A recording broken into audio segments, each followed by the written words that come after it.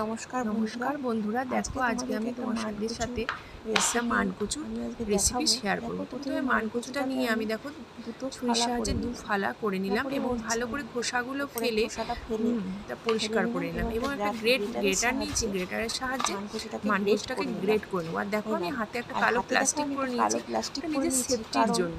হ্যাঁ, কারণ তোমরা সবাই জানো যে মানকচুতে হাত চুলকায়, হাত চুলকায়, ওই জন্যই পরে নিয়েছি। এবং দেখো মানকচুটাকে ভালো করে আমি গ্রেট করে নিলাম।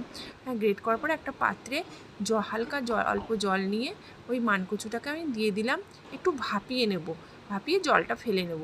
একটু নুন দিলাম, একটু ভিনিগার দিলাম, যাতে মানকচু যে কটকটে ভাব গলাটা ধরে যায় সেটা যাতে কমে যায়। এবং দেখো পেঁয়াজ, রসুন, আদা আর কাঁচা লঙ্কা নিজেদের ঝাল যেমন করে তেমনি নিয়ে নেবে।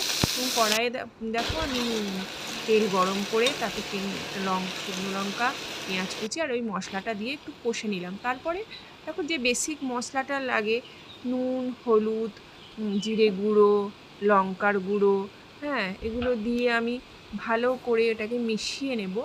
মিশিয়ে নেওয়ার পরে মিক্সির যে মশলাটা করেছিলাম সেই মিক্সির বাটি ধোয়া জল সামান্য আমি ওটার মধ্যে দিয়ে দেবো।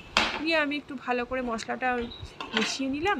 ওটা মিশিয়ে নিয়ে আমি মানকচুটা জল ঝরিয়ে নিয়ে ওর মধ্যে দিয়ে দিলাম। দিয়ে আমি মশলার সাথে মানকচুটাকে ভালো করে নেড়ে চেড়ে নেওয়ার পরে দেখো ওটাকে আস্তে আস্তে করে গ্যাসে ওটাকে টানাতে হবে, যাতে জলজলে ভাব না হয়, একদম শুকনো করে নিতে হবে। এরপরে শুকনো হয়ে যাওয়ার পরে তোমার স্বাদ মতো একটু চিনি আর একটু তেঁতুল গোলা জল দিয়ে নেবে, অল্প সামান্য। হ্যাঁ, তারপরে দেখবে দারুণ টেস্টি হবে এবং ভাত দিয়ে মেখে খাবে। হ্যাঁ, এর স্বাদ যেন অপূর্ব স্বাদ। এক থালা ভাত এই মানকচু বাটা দিয়েই খাওয়া হয়ে যাবে। টাটা, তোমরা সবাই ভালো থাকবে।